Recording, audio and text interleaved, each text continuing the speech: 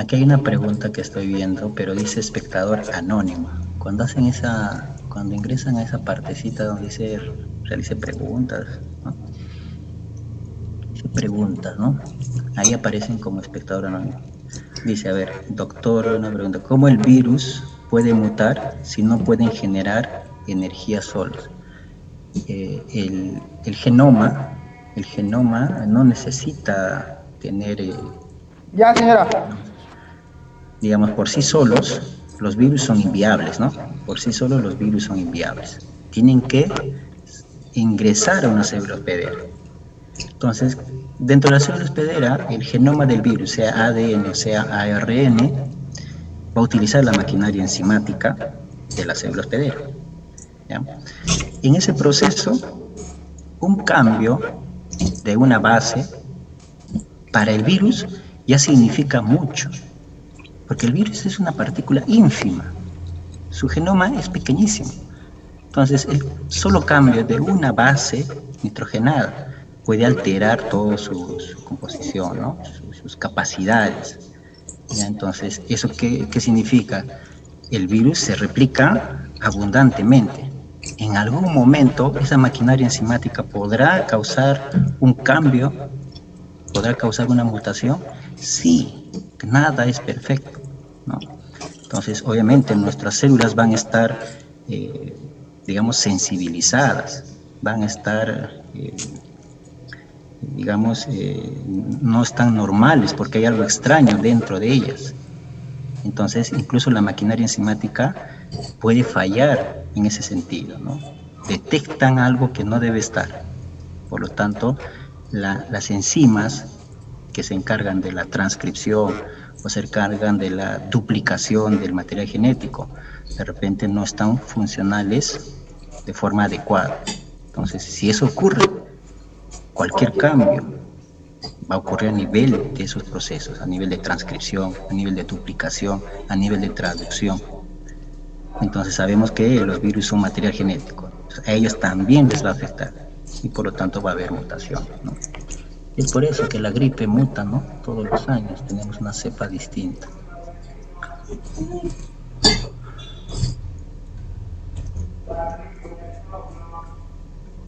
Ok, ya, esta pregunta de Giancarlo la respondemos al final. Mecanismos de replicación entre SARS-CoV-2 y el VIH, ¿ya? Y cómo es que está en periodo latente, cómo logra eso, cómo es que está un periodo latente. Se fusiona, ¿no? El VIH se fusiona al genoma. Esas dos preguntitas están presentes, las respondemos al final, ¿ya? Me hacen recordar, por favor. Entonces vamos con esto rápido, con esta parte introductoria, ¿no? En latín, virus significa veneno, ¿no? Y miren el tamaño. Por el tamaño sabemos que estos virus prácticamente son ínfimos, ¿no? Tan pequeños, pero a la vez tan peligrosos, ¿no? Eso es contradictorio. Entonces, en términos generales, es un parásito genético intracelular obligatorio. Yo le diría partícula parasitaria intracelular obligada. Partícula parasitaria genética, si quieren, intracelular obligada, ¿ya? Para no confundirnos con el término de parásito, que ustedes estudian parásitos en parasitología. Pero el virus, a ver ese micrófono, el virus es una partícula parasitaria genética intracelular obligada. Está en la ¿Ya? clase de taekwondo, apagó su cámara. Mira, hay que faltar. Silenciamos a Emerson, vamos a silenciarlo. No se da cuenta, seguro se iba a pasar a Emerson. Ok. Vamos a pasar esto, ¿no? De la historia rápido nada más.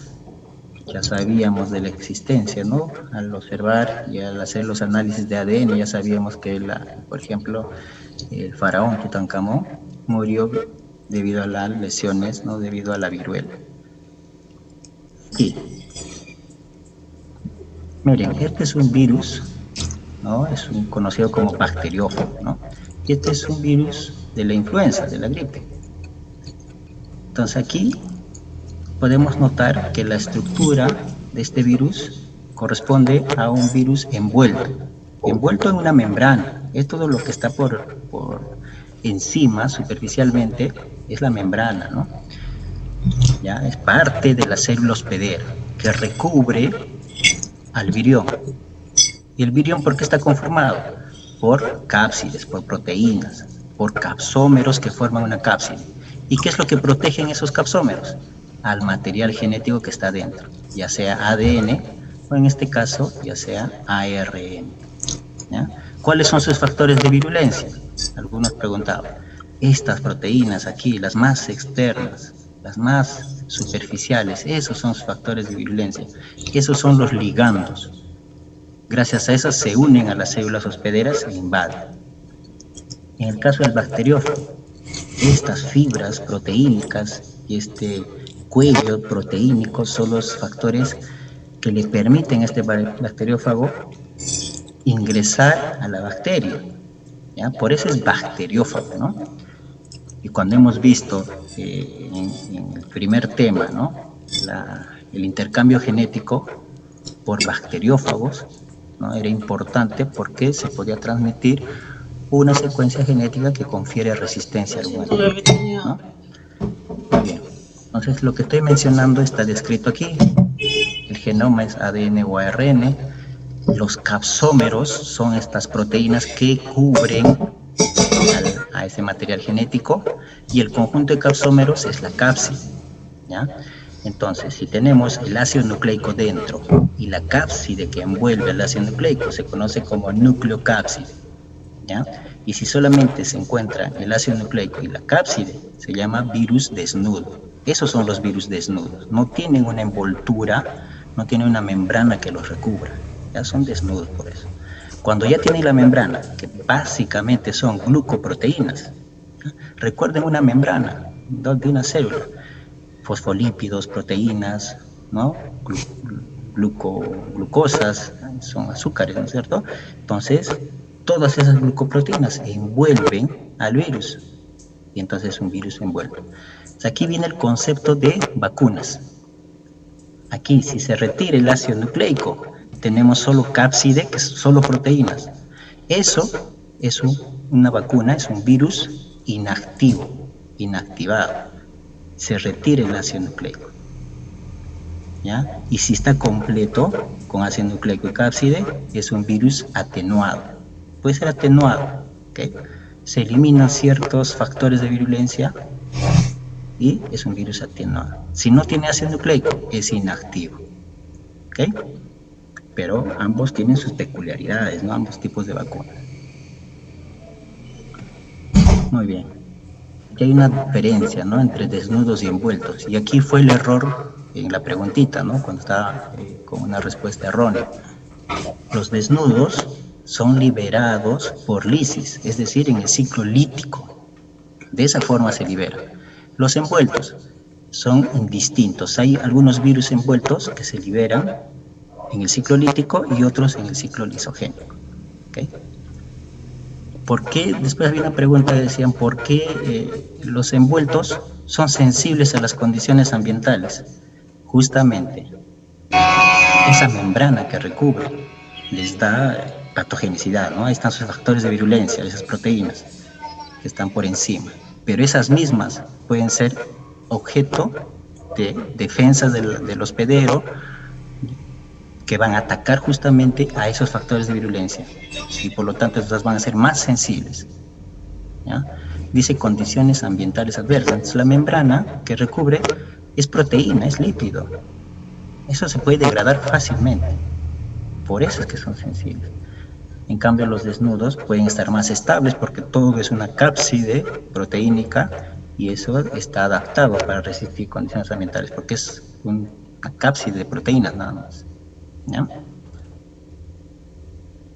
Hay más figuritas, ¿no? Un virus desnudo como el papilomavirus, un virus envuelto como el VIH, que lo hemos visto, ¿no? Tiene sus factores de virulencia en su superficie. Otras figuritas que demuestran lo mismo, ¿no? Aquí tenemos virus icosaédricos no envueltos y también virus icosaédricos envueltos. O sea, hay de las dos formas. Por eso que los virus son tan complejos, ¿ya? Pueden ser envueltos o no envueltos, tener la misma estructura y estar envueltos o no, ¿ya? Entonces, dentro de una misma familia de virus podemos encontrar esta variabilidad. Por eso los vuelve tan complejos a los virus, ¿no? Esta parte también querían ustedes un repaso, ¿no? Sobre el genoma viral. Miren, si es un virus ADN, ese virus puede ser de cadena simple, de cadena doble, ¿ya? Puede tener así, o puede tener dos cadenas simples, como el caso del VIH. Si es un virus RNA, puede ser también lineal, o puede ser también de doble cadena, ¿ya?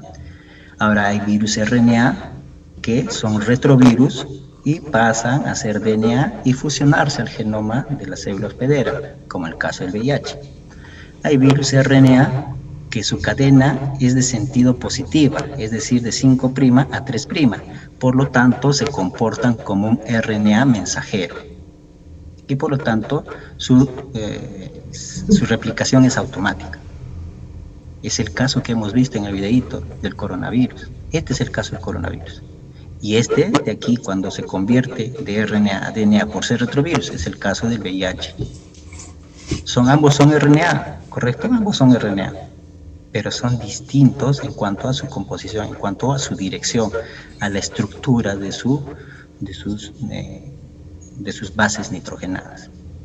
Son distintos en la sucesión, en la secuencia de sus bases nitrogenadas, ¿no? Entonces, al ser de sentido positivo, se comporta como RNA mensajero y rápidamente lleva a cabo la síntesis de sus proteínas.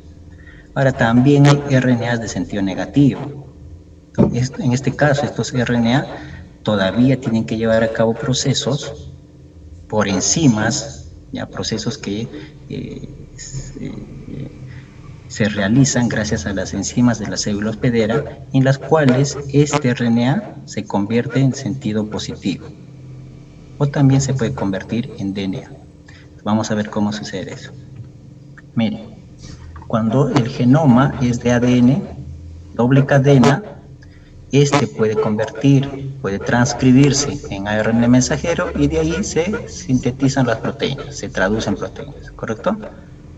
Y este ADN también se puede duplicar. Eso es lo más simple de entender, ¿no? Eso pasa en los virus de ADN.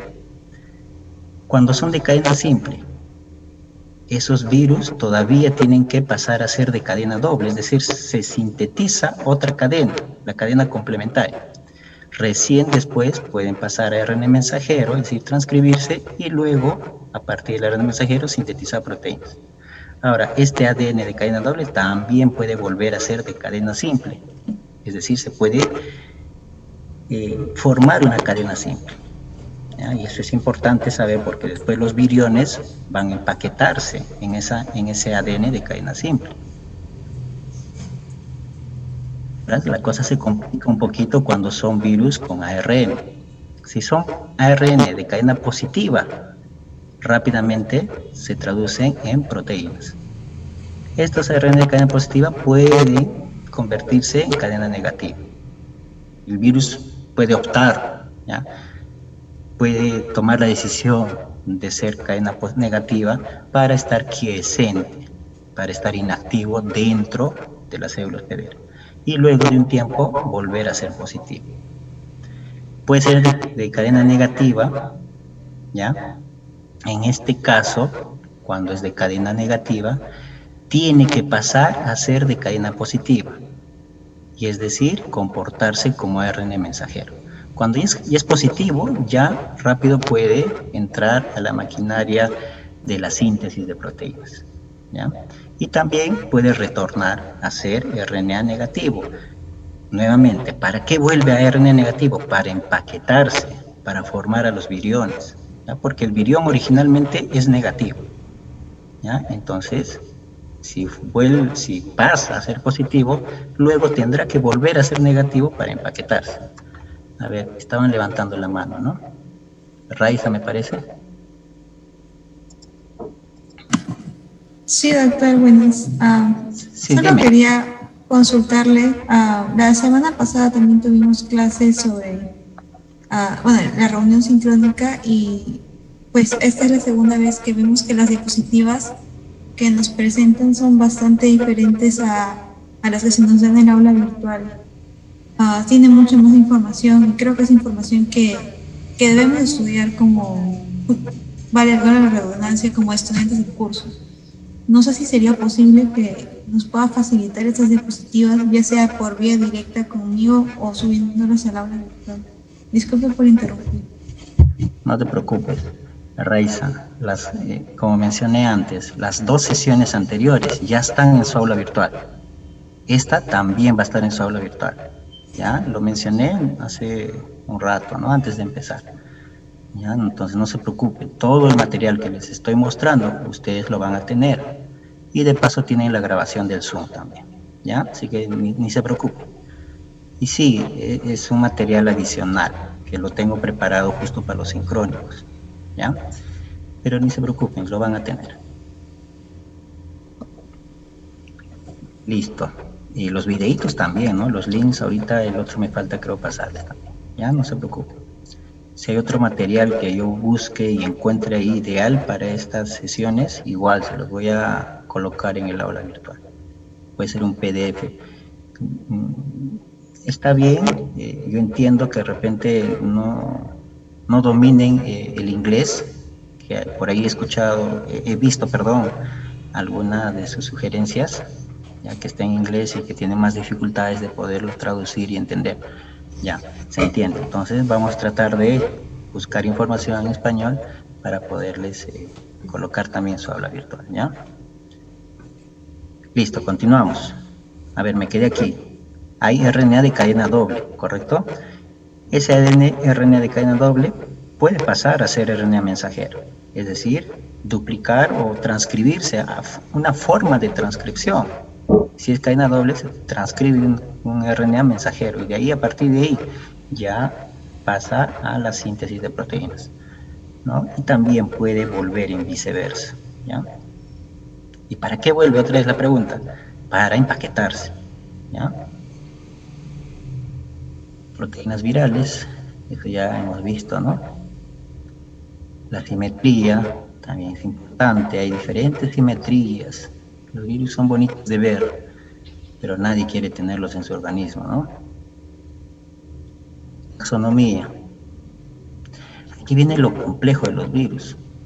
Son tan complejos, son tan diversos, que es difícil clasificarlos.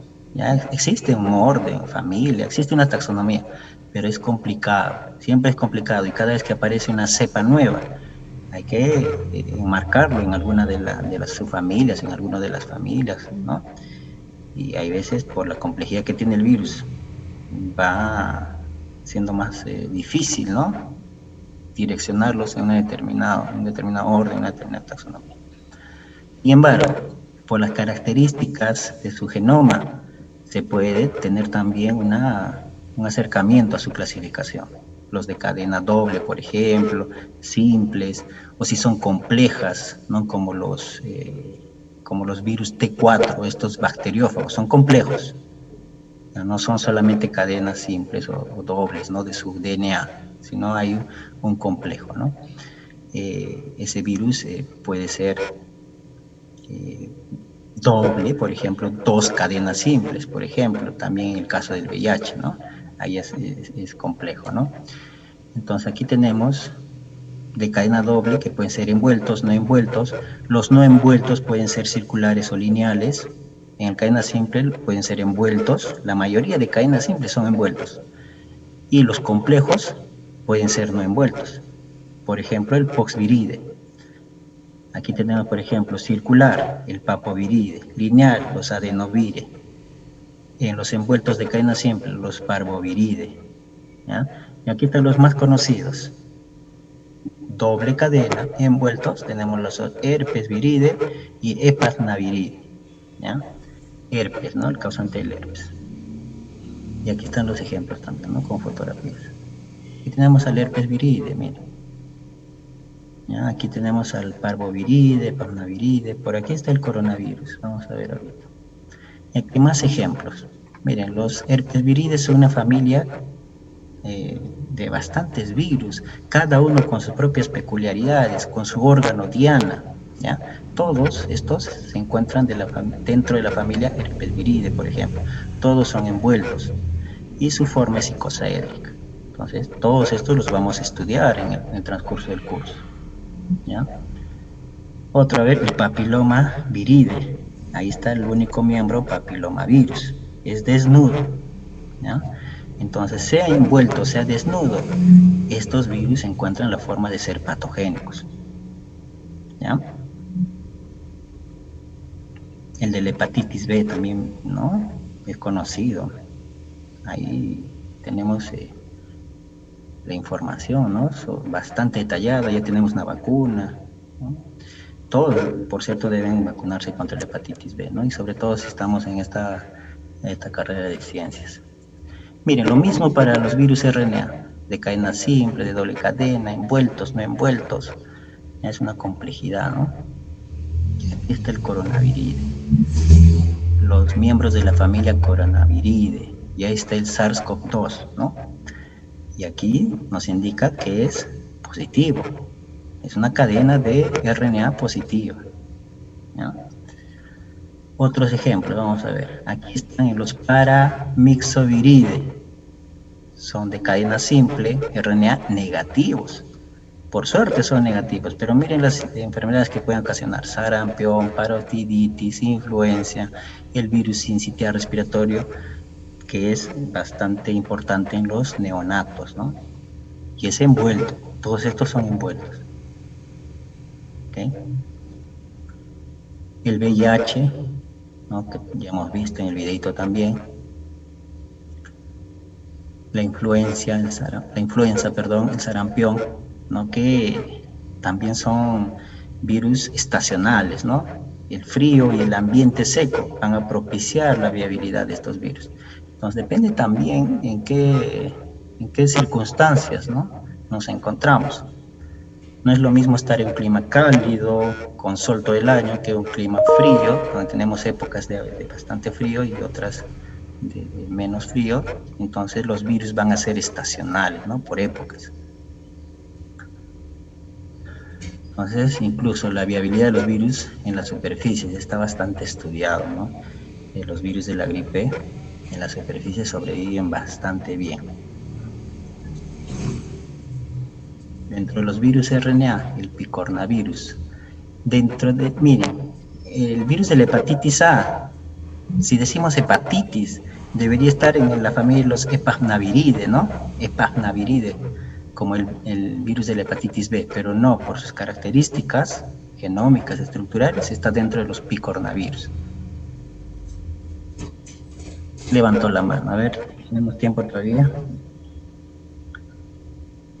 A ver, rapidito, ¿quién levantó la mano? Si no, vamos avanzando. No vi, por favor, solo vi que rápido apareció la manito levantada. Dalila, a ver, Dalila, no sé si puedo darte el pase aquí. A ver, ¿dónde está? Levanta la mano para darte el pase. Ok, rapidito, por favor, si no, no nos va a alcanzar el tiempo. Sí, Dalila, dime. Buenas tardes, doctor. Solamente quería saber, no me quedó claro si ser el virus desnudo o envuelto tiene que ver con que sea más fácil su patogenidad o no. Ok. Es indistinto, ¿ya? Va a depender más de sus factores de virulencia. Va a depender de aquellas proteínas de su superficie, ya si es envuelto, que son propiamente de aquellas que van a estar en la membrana de la célula hospedera y se van a fusionar al virión, ¿ya? O si son desnudas, que son proteínas de su cápside. Entonces, va a depender de esas proteínas.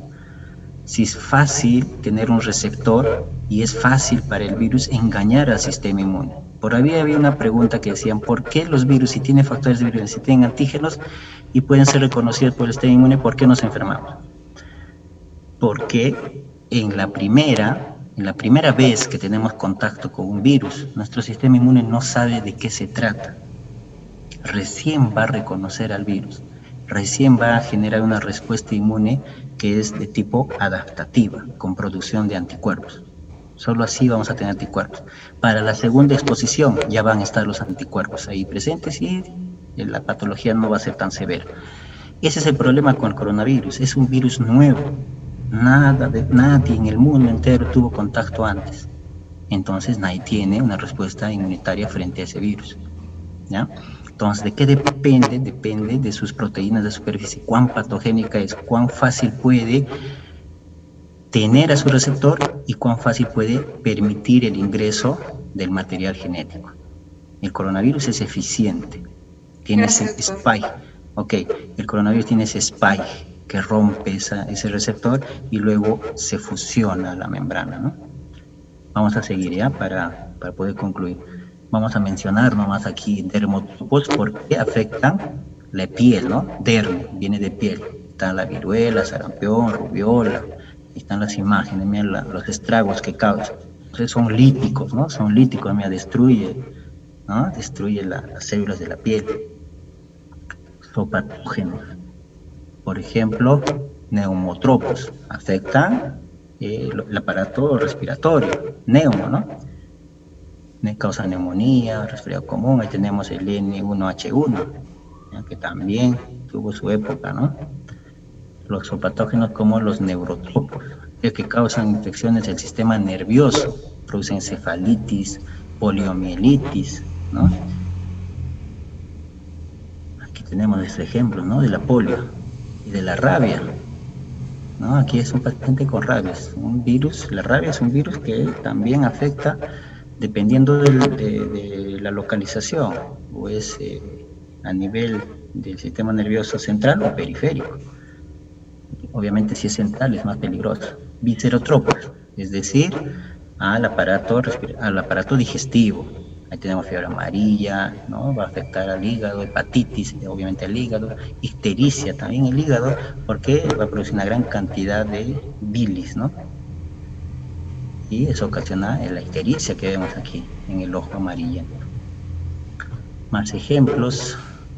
Y aquí viene la replicación. Ya hemos visto en el videito, pero nuevamente para que se entienda cómo ingresan, ¿no?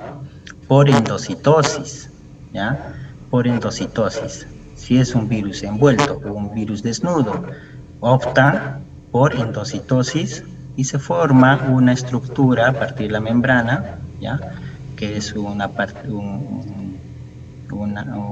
corpúsculo que lleva hacia adentro al virus, a todo el virión. Y en el interior, en el citoplasma, ya se libera el material genético por fusión entre las membranas, ¿ya? En este caso también lo mismo, ¿no? Se forma esta estructura que permite el ingreso, es decir, un endosoma, ¿no? A esto se le conoce como un endosoma. Si se fusiona el lisosoma, es un endolisosoma, ¿ya? Y ahí puede destruir al virus, pero generalmente estos sobreviven y liberan el material genético. Pues miren, tenemos los virus desnudos por endocitosis, los virus envueltos también se fusionan con la membrana, es decir, ¿cómo ingresan? Generalmente los virus envueltos fusionan las membranas de la célula hospedera y esa membrana que recubre al virión se fusiona. Y entonces lo que ingresa solamente es el virión que desintegra en esas proteínas y queda libre el material genético, ¿ya? El ciclo lisogénico, ¿no? Ingresa, miren, aquí se ha fusionado, y en el videito también han visto, ¿no? Cómo se fusiona con la membrana. Ingresa el virión, se desintegra la cápside de esas proteínas y el material genético queda expuesto y ya utiliza toda la maquinaria enzimática de la célula hospedera para replicarse. ¿Y cómo se libera? Por gemación, ciclo lisogénico. Gema, expulsa vesículas, y esas vesículas son los viriones, ¿ya? Por ejemplo, el VIH, aquí vamos a ver, miren, ¿no? Se libera por gemación, ¿ya? Toda la maquinaria enzimática permite la formación del virión y luego se libera, ¿no? No destruye la célula. Tenemos 11 minutos, yo creo que sí vamos a acabar, ¿ya? Miren, aquí es una microfotografía electrónica y se ve cómo está gemando. Están saliendo, no destruyen a la célula. Pero, estimados, estimadas, al momento de gemar, deja dañada la membrana, no la deja intacta, ¿ya? Entonces esos daños van a ser reconocidos por citocinas. Finalmente, linfocitos CD8, natural killer, van a reconocer ese daño y la propia célula reconoce que hay un daño en su membrana, en su estructura, y empiezan los procesos de apoptosis, ¿ya? O el CD8 va y lo desintegra. Entonces, a pesar de que es lisogénico, la célula queda dañada y puede ser destruida posteriormente. En el lítico, ya ahí no hay nada que decir. Ingresa, ¿no? Ingresa el virus, se replica, utilizando toda la maquinaria enzimática, ¿ya? Y destruye la célula al salir, la destruye.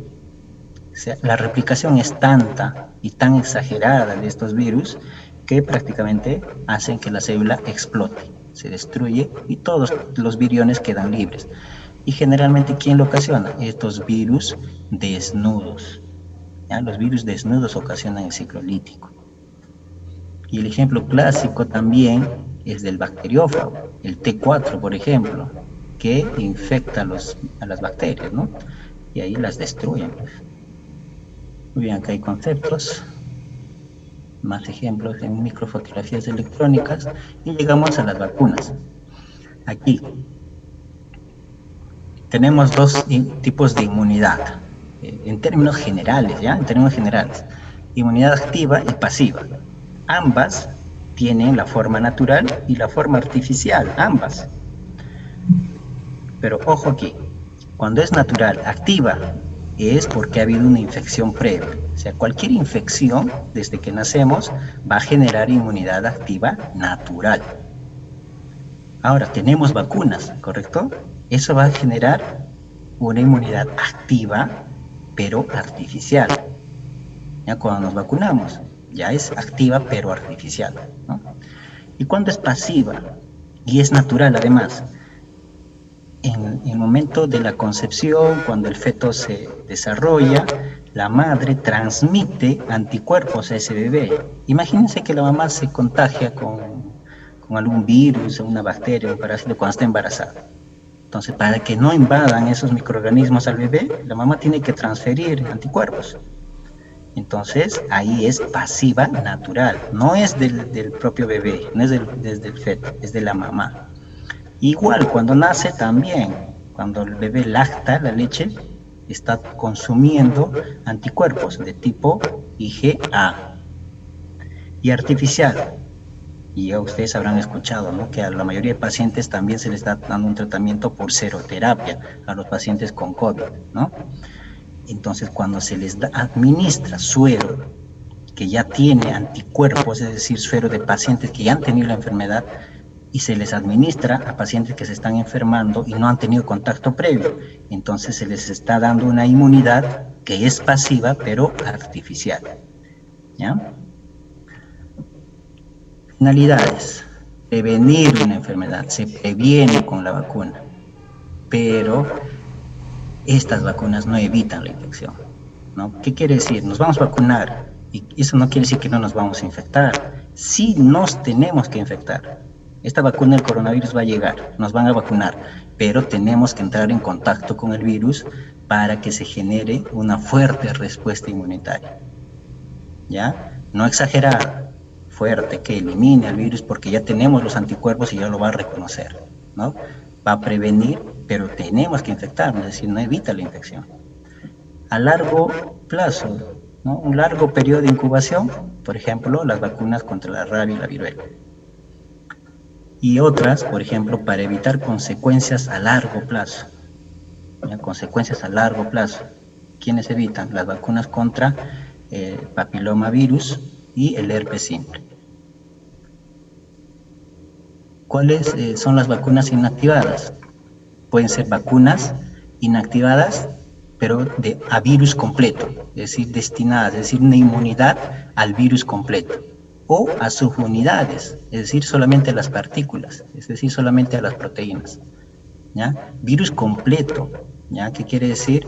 Que va a estar toda la cápside sin el material genético en su interior, por eso es inactivo, por eso dice que es incapaz de replicarse en el interior, solo actúa como un antígeno. A la desventaja se requieren varias dosis, ¿no? Y aquí hay unas condiciones además, ¿no? CD8, poco CD8 estimula mucho CD4, hay respuesta contra todos los antígenos virales.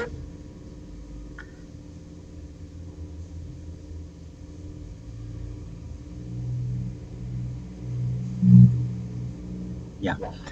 Duración de la inmunidad puede ser meses o años, ¿ya? No hay mucho riesgo porque no se replica, ¿ya? No hay riesgo de esa vacuna inactivada.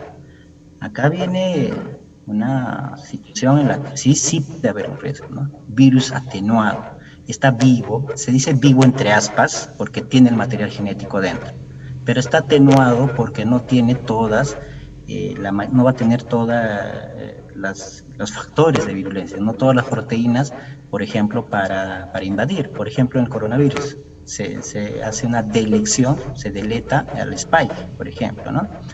Entonces, ese virus va a tener material genético, va a tener toda la cápside, pero no va a ser capaz de producir la infección, ¿ya? No va a producir la infección. Pero eso no quita de que haya errores. Y ustedes saben por las noticias, ha habido una descontinuación de una de las propuestas, ¿no?, del Reino Unido. Ahora, la diferencia de la anterior es que hay abundancia de anticuerpos, los linfocitos CD8 sí se activan bastante, los CD4 también, pero hay un riesgo, ¿no? Hay un riesgo, ¿ya?, que puede producir la enfermedad. Entonces aquí hay también lo que estamos mencionando, algunas ventajas y desventajas, que ustedes ya lo van a ver.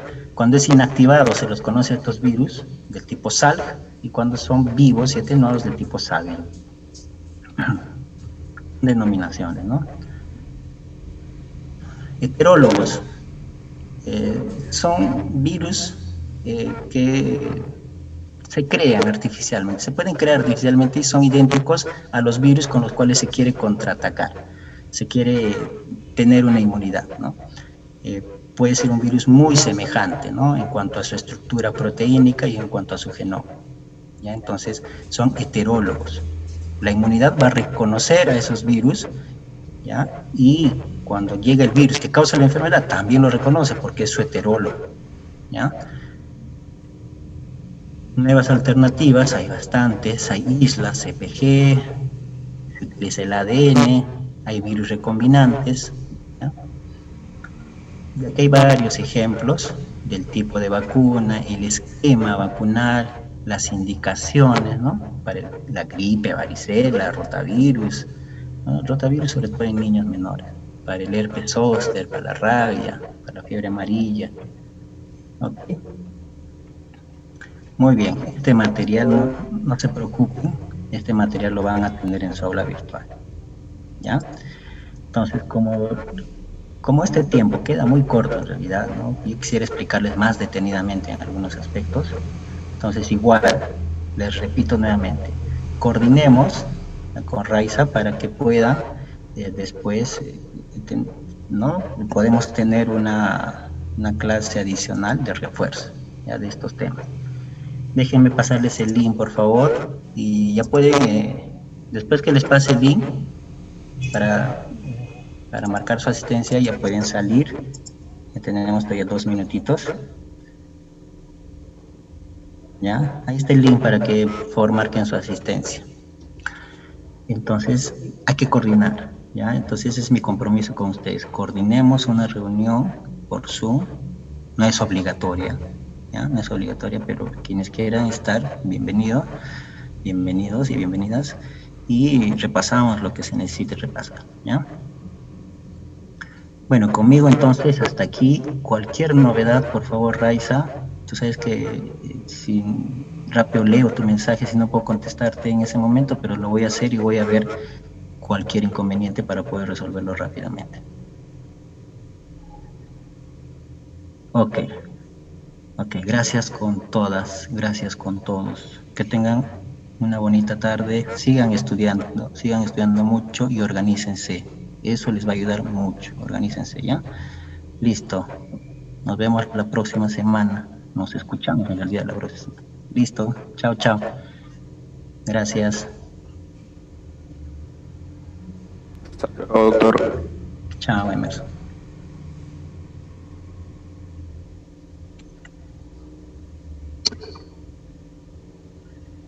Cuídense bastante, ¿ya? Chao, chao. Un abrazo.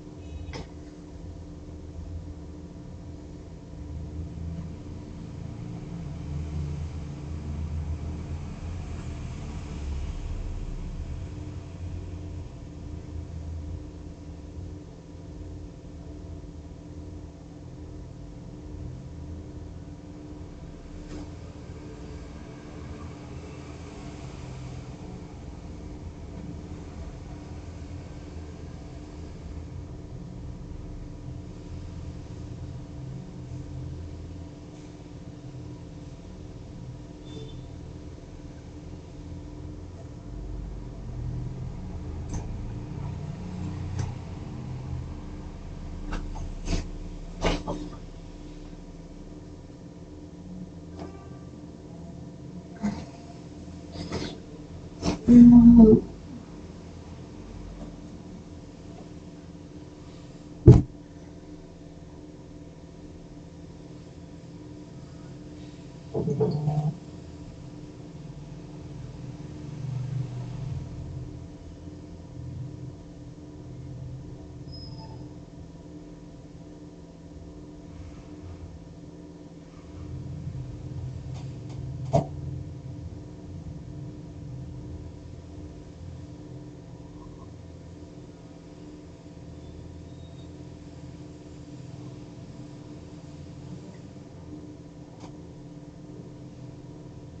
qué rico.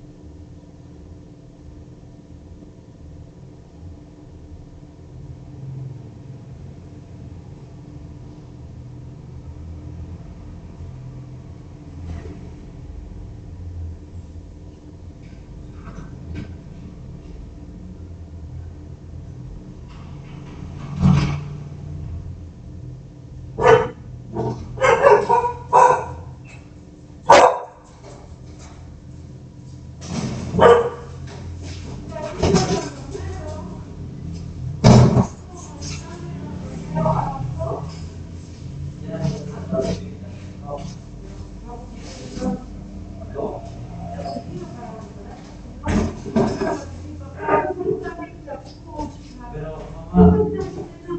ya hice todo.